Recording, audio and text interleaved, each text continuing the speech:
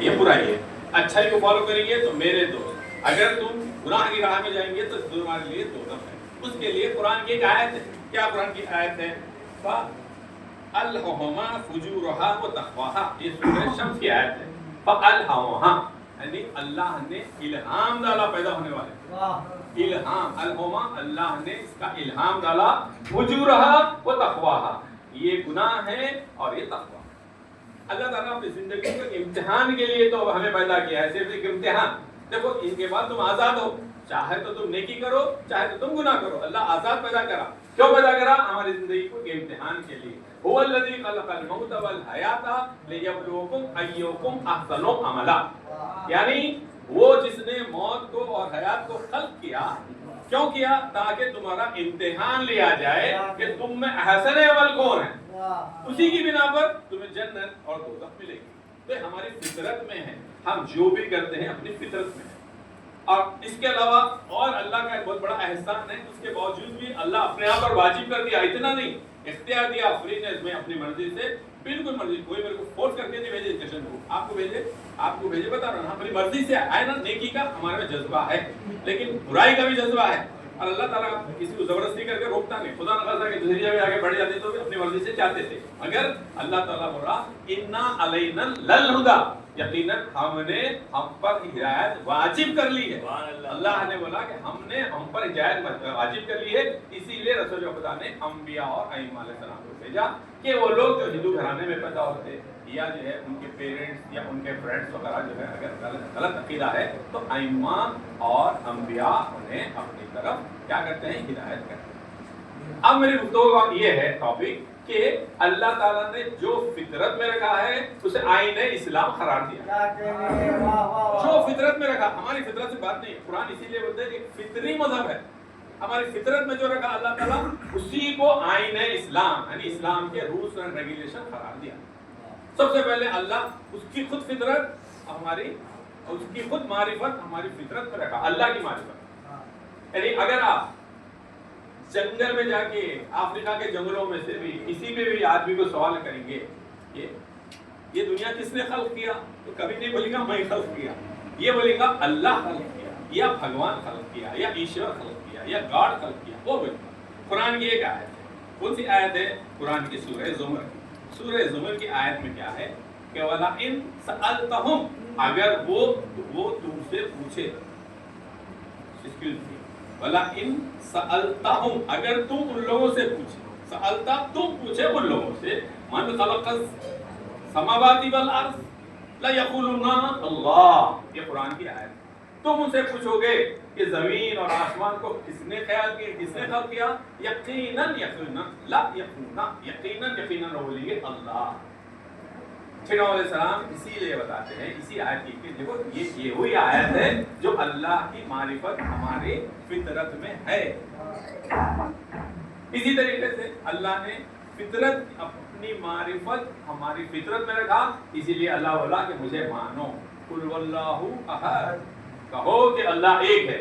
جو ہماری فطرت میں رکھا اللہ تعالیٰ وہی ہمارے کو واجب قرار دیا, وہ قرآن میں موجود. پھر دوسری مثال یہ میں دے رہا ہوں کہ آپ کسی بھی ہندو مسلم شیعہ سنی بچہ عورت سے پوچھئے کہ ایک خدا نہ خاصا ایک معصوم بچے کو لا کے قتل کر دیں گے, مانیں گے وہ لوگ؟ مذہب سے کوئی تعلق نہیں ہے اس کا, ناٹ ایٹ آل. مذہب سے تعلق ہی نہیں, انسان ہے. بولے گا نہیں قتل نہیں کرو, بولے گا نہیں بولے گا. وہی بات اللہ آئین اسلام قرار دیا کہ لا تفسدوا فی الارض, زمین پر فساد مت پھیلاؤ, قتل و غارت گری مت کرو. لعنت اللہ علی القوم الفاسقین, مفسدین, اللہ مفسدوں کو ظلم کرنے والوں کو کیا کرتا ہے, اللہ لعنت بھیجتا ہے. تو جو ہماری فطرت میں رکھا اللہ نے اسے حکم دیا. اسی طریقے سے ماں باپ کی محبت اللہ فطرت میں رکھا. برادران, فطرت میں جب بچہ پیدا ہوتا تو بچے کی اس دنیا میں آنے سے پہلے ماں باپ کے سینے میں اولاد کی محبت کے سمندر موج مارتے رہتے. حضرت علی کب بچوں کو دیکھیں گے؟ وہ ماں کے دل میں محبت ہے یقیناً. اگر ماں کے دل میں محبت نہ ہوتی برادران تو کوئی ماں 6 مہینے 1 سال جاگ کے بچوں کو پالتی ہے نا. بچہ بولنے سے پہلے اسے کھلا دیتی, بچہ بولنے سے پہلے اسے پلا دیتی. یہ محبت ہے جو اللہ ماں کے سینے باپ کے سینے میں رکھا. تو پھر اللہ اس کے لیے کیا حکم دیا ماں باپ کے لیے؟ اشکر لی, بلی والی نہیں, میرا شکر ادا کرو, تمہارے والدین کا شکر ادا کرو. جو چیز ہماری فطرت میں ہے اللہ تعالیٰ بول رہا کہ والدین کے لیے اللہ تقل لہما تم کے دونوں کے بارے میں اف تک بھی نہ بولنا ولا تنہرہما اور انہیں چھڑکنا بھی نہیں. تب رجعت میری گفتگو کو مختصر کرتے ہوئے اب میں بتا رہا ہوں کہ اہل بیت کی محبت کو بھی اللہ نے ہماری فطرت میں رکھا ہے. سبحان اللہ. واہ واہ واہ. فطرت میں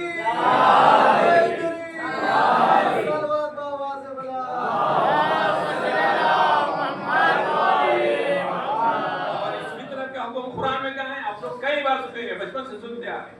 یہ سورہ شورا کی آیت ہے قُلْ لَا أَسْأَلُكُمْ عَلَيْهِ أَجْرًا إِلَّا الْمَوَدَّةَ فِي الْقُرْبَى. جب لوگ آئے رسول خدا کے پاس کہ اللہ کے رسول آپ اتنی محنت اٹھائے پتھر کھائے خون ہو گیا آپ کا خون نکلا جسم سے ہم آپ کو کمپنسیشن دینا چاہ رہے ہیں معاوضہ دینا چاہ رہے ہیں کمپنسیٹ. تو اسی وقت یہ آیت نازل ہوئی کہ آپ ان سے کہہ دیجیے قل آپ کہہ لا أسألكم إليه أجرا. اس کا اجر میں کوئی نہیں مانتا. اس کا مطلب ہے کار رسالت کا اجر میں نہیں مانتا. الا مودتا فی القربى سوائے اس کے کہ میرے قربا میرے رشتہ داروں سے مودت کرو.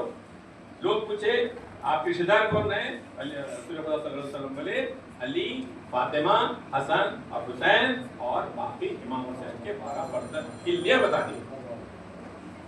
اب دیکھیے برادر محبت کا کیا مطلب ہے؟ دیکھیے محبت کا مطلب محبت کے ساتھ ساتھ اور کچھ ہے. محبت ہے. محبت کیا ہے؟ قلبی محبت کے ساتھ ساتھ یہ اعتقاد رکھنا کہ جنہیں ہمیں حکم دیا گیا ہے انہیں اللہ نے مقرر کیا ہے. ان کی اطاعت ہم پر لازم ہے. نو ifs and buts. جو بولے ماننا ہے. اور اللہ نے انہیں علم دیا ہے. Knowledge gifted by Allah. Power طاقت گفٹڈ بائی اللہ. اور یہ عقیدہ رکھنا کہ اللہ جو بھی امام کو ذمہ داری سونپتا ہے وہ اپنی ذمہ داری پوری طریقے سے انجام دیتے ہیں. اس وقت بھی امام زمان علیہ السلام غیبت میں ہیں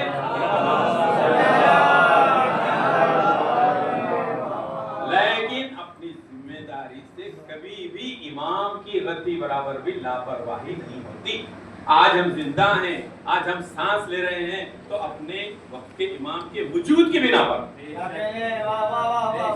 کائنات کی روح وقت کا امام ہے. اگر ہمارے جسم سے روح چلے گئی, اگر میں پڑھ گیا آپ لوگ کے سامنے گر کے, آپ لوگ کتنا بھی کوشش کریں ابو تراب ول ناٹ کم بیک, ہے نا. اسی طریقے سے اگر کائنات میں امام نہ ہو تو پوری کائنات مردہ ہے.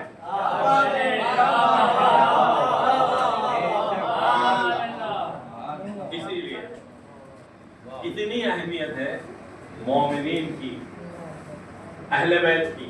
اسی کو رسول خدا کی مشہور و معروف حدیث میں آپ سنیے کہ میں تمہارے درمیان دو چیزیں چھوڑے جاتا ہوں, ایک اطاعت اور ایک اہل بیت. اب ہمارا کام یہ ہے کہ جب اتنی اہمیت جاننے کے بعد ہم چاہیں کہ اپنی زندگی اسی طریقے سے گزاریں قرآن کی روشنی میں اور ائمہ علیہ السلام کی تعلیمات کی روشنی میں. امام علیہ السلام کا ایک چھوٹا سا واقعہ, میں سمجھتا ہوں ٹائم دیکھ لیا تھا ہمیں, جی نہیں میرے پاس ابھی 10 منٹ ہیں. امام علیہ السلام کا دیکھیے ہر امام گائیڈ ہوتا ہے, پہلے امام سے لے کے 12واں امام تک. اور اس کا ایک موجودہ دیکھیے آپ, قرآن میں جملہ 114 سورے ہیں نا آصف بھائی, اور 6666 آیتیں ہیں, پر کوئی ایک آیت دوسرے آیت کو کانٹرڈکٹ نہیں کرتی. دشمن پیچھے پڑے ہوئے ہیں, نکال کے بتائیں گے خدا نہ خدا نعوذ باللہ کے قرآن میں یہ جو ہے کمی ہے کہ بھائی 6600 آیتوں میں ایک آیت دوسرے کی آیت کے خلاف نہیں کرتی, کانٹرڈکٹ نہیں ہے. اسی طرح ہمارے 12 امام کی ہر حدیث پوری ایک دوسرے کو کبھی کانٹرڈکٹ نہیں کرتی. پہلے امام ہمارے ایسی ہیں جیسے دوسرے امام, دوسرے امام ایسی ہیں 7 امام, 7 امام ایسی ہیں 11 امام, امام زمان. تو کسی کا بھی واقعہ ہے, لیکن امام حسین علیہ السلام کے پاس ایک شخص آیا, میں اپنے 10 منٹ استعمال کر رہا ہوں. آیا, آ کے بولا فرزند رسول, مومن تھا, میں آپ کو بہت چاہتا ہوں. بولا مگر بعض وقت ایسا ہوتا مجھ سے گناہ سرزد ہوتا ہے, میں بات ضرور کر لیا اپنے آپ پہ, میرے زیادہ کمزور, میں گنہگار ہوں, آپ کو سب دیکھ ہے. بولا میرے پہ کنٹرول نہیں رہتا, میرے پاس کبھی کبھی گناہ سرزد ہو جاتے ہیں. I am unable to control committing the sins. امام دیکھیے عقل کے مطابق جواب دیتے, تو امام علیہ السلام کیا بولے؟ اس کے مختلف جواب دیے. کیا بولے؟ لا تاکل نعمت اللہ، لا تاکل میں نے تو مت کھا، لا تاکل تو مت کھا نعمت اللہ، اللہ کی نعمتوں کو، وزنب، وزنب نے زمبل سے نکلا، اور گناہ کر معاشیتا جو چاہے. میں بولا بہت خوش ہو گیا انہیں، بولا میں تو چاہتا تیری جو چاہے گناہ کر، پر امام اس کنڈیشن لگا دیے تھے. کیا کرنا دیے تھے؟ کہ اللہ کی نعمتیں مت کھا. اب باہر نکلا، سوچا کہ کیا کروں کیا کروں، تھوڑی دیر بعد بھوک لگی، بھوک لگی تو ظاہر ہے جو بھی کھانا تھا، روٹی تھی جو تھی، اس پہ ہاتھ پڑا، بڑا آتے ہی دل سے اس کی آواز آئی. مولا کو الفاظ دے دیا ہے یہ اللہ کی نعمت ہے مت کھا، بلکہ روٹی چاول جو بھی رہے گا، گیہوں جو بھی اللہ کی نعمت ہے. پھر تھوڑی دیر بعد سوچا پھر اب کیا کروں؟ اللہ چلو پھل سیب تھے جو بھی تھے، انگور تھے جو بھی تھے جانے کھانے کے. پھر دل سے آواز آئی خبردار یہ اللہ کی نعمت، اللہ کی زمین پہ.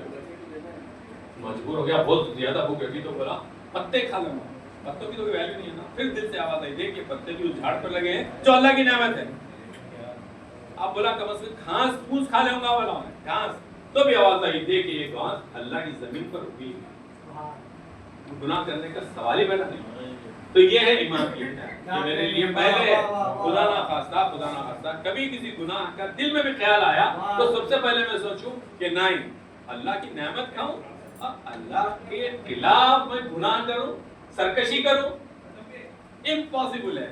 تو خود بخود انسان کو ایک ہدایت کی روشنی ملے گی. مگر یہ بھی ایک گناہ ہے کہ کھانے کے بعد شکر ادا نہیں کرنا، وہ بھی گناہ ہے.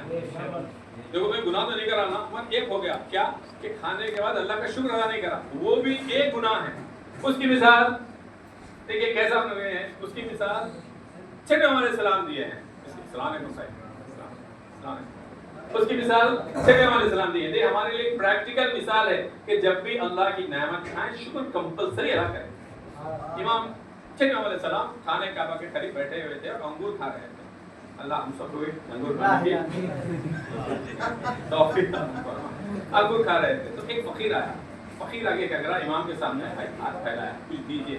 تو امام کیا کرے اس کو نکال کے تین انگور دیے. تو انگور دیے تو ذرا حیدرآباد میں فقیر تھا جب بولنے تو نظام اور بہرحال کیا بولا اپنے پاس دیکھیے اگر 5 روپے دیے تو آج کل نہیں لے رہے، چلو 10 روپے دو بولتے پریکٹیکلی ویسے تھا. بولا نہیں ہونا ہوتا، امام بولے نہیں ہونا. اچھا اچھا چلے گئے. پھر تھوڑی دیر کے بعد اور ایک فقیر آیا، اور ایک فقیر آ کے پھر ایسے ہاتھ پھیلایا. تو امام کیا کرے پھر 1 2 3 تین انگور کاٹے شروع کیے. احمد ائمہ علیہ السلام ہم لیسن نہیں ٹیچنگ کے لیے ہیں. تین انگور دیے. دیکھ کہہ رہا تینوں انگور لے کے یہاں پہ چھولی لگی ہوئی تھی، چھولی میں ڈال کے بولا شکرن للہ. وہ امام بولے پھر کہا کہ 6 انگور اس کو دیے. تو پھر 6 انگور لے لیا لیکن پھر چھولی میں ڈال کے بولا شکرن للہ. امام بولے ٹھہر. اب دونوں ہاتھوں میں جتنے انگور آ سکتے تھے امام اٹھا کے اس کو دیے. ہمارے لیے بہت بڑا لیسن ہے. وہ لے لیا، وہ لے کے چھولی میں ڈال کے بولا شکرن للہ. امام بولے ٹھہر. اس کے بعد مجھے غلام کو بولے دیکھو وہاں پیسے رکھے ہوئے ہیں لا کے دو. میں بولا 20 درہم میں مولا دو. اس کو 20 درہم دے دیے. دیکھ پھر بولا میں تو شاہ تھا شکرن للہ. اس کو چھولی میں ڈال لیے. پھر امام بولے ٹھہر. امام جو ہے اپن جو کوٹ پہنتے نا اوپر وہ کوٹ اتار دیے.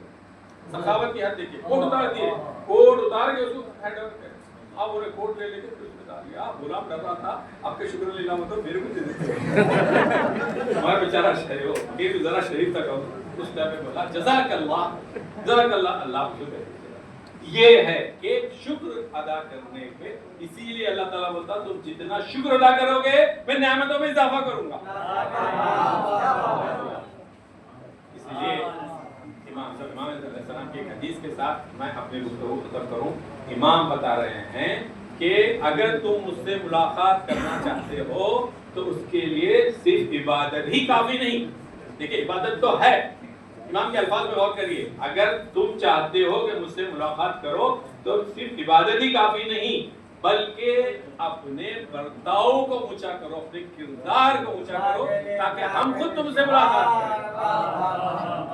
اس لیے اللہ ہمیں توفیق دے کہ اس زمانے میں ہم اپنے ایمان کی یاد سے کبھی غافل نہ رہیں اور ہمیشہ یہ سوچیں کہ جب بھی اللہ کی کوئی نعمت ملے شکر ادا کریں گے اور اس کے عوض ہم گناہوں سے دور رہیں گے اور امام کی یاد کو کبھی غافل نہیں کریں گے.